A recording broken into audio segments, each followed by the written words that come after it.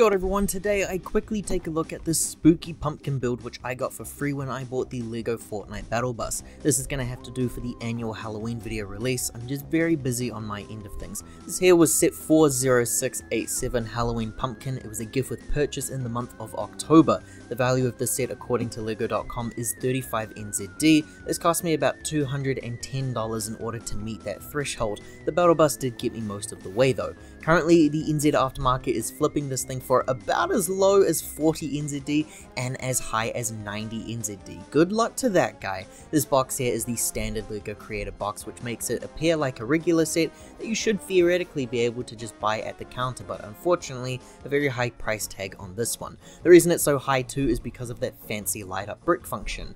We also have a small ghost friend here to help build out the display a little bit more, and the back of the box here shows us the pumpkin, but now with a smile, and the ghost seems to be happy as well. Now, my favorite time of year is always the October season and Halloween.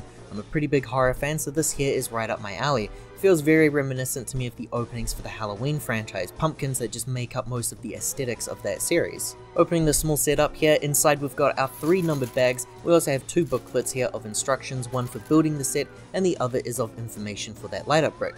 This is what we have once the set has all been built. It's a cool looking pumpkin and a ghost display piece. The build was pretty fun overall, nice smooth design for the pumpkin walls there, and then repeated to cover all bases. My disappointment does come with the size though, actually a lot smaller than I initially thought it would be. If I grab a minifigure here for size comparison, you can see what the scale is like. I think this is entirely on me. I definitely misread the box. I should have looked into all the parts here being included, because to me the box just makes it appear like it's quite large. Indy is about more than half that height. Still though, this does make for a nice little display for your desk. The way the walls work here is like so. They split away from those nice yellow walls that build up the inside. The roof of the pumpkin there actually isn't locked into place. It just sits in that space like so, and you can see the interior here is completely empty, and that the set uses just a small handful of translucent pieces there to help with the glowing effect. There's less translucent pieces here than I initially thought there would be. There's still enough to get a cool looking glow though. I sometimes have some minor struggles getting the roof back in since it's not supposed to click into place like one would assume.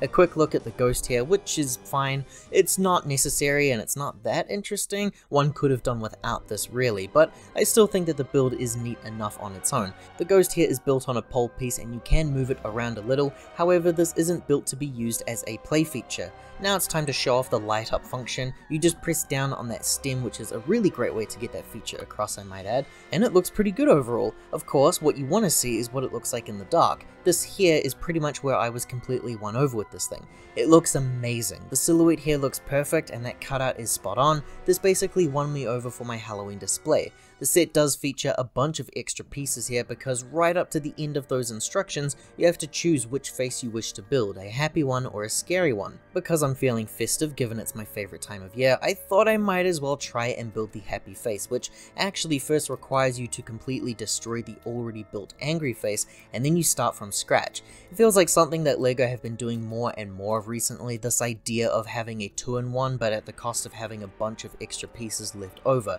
I first noticed this with those minion sets a long time ago where the brick built guys had an extra one included, but you needed to take apart the taller one in order to make the smallest one. This year I built the DeLorean and I thought that the set included just 3 separate hood designs for the display options, but you actually do need to take some stuff apart there and swap pieces over depending on which design you want. And so I was stuck with essentially settling for the part 3 look because I just didn't want to have a whole bunch of extra pieces lying around. Of course, everyone recently has been talking about the Zelda Deku tree, which seems to allow you to build the base of the tree first before you have to decide on which one you want to go with, the new one or the modern one. But again, one of those trees looks to have a lot more going on than the other one. I've been rambling on for long enough here. I'm sure I finished the build by now, so let's have a look and see how we went.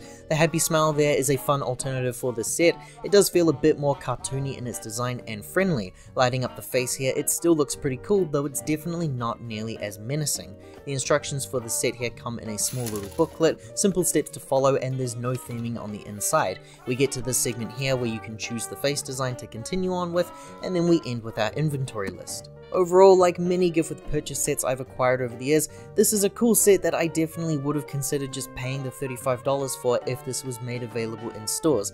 Instead, I paid $210 buying sets from other themes, in my case LEGO Fortnite. That was my requirement in order to get this thing. I was gonna buy the Battle Bus regardless here, so me getting a free set feels like a win, free in quotations, and LEGO ended up making a guaranteed $210 off of me.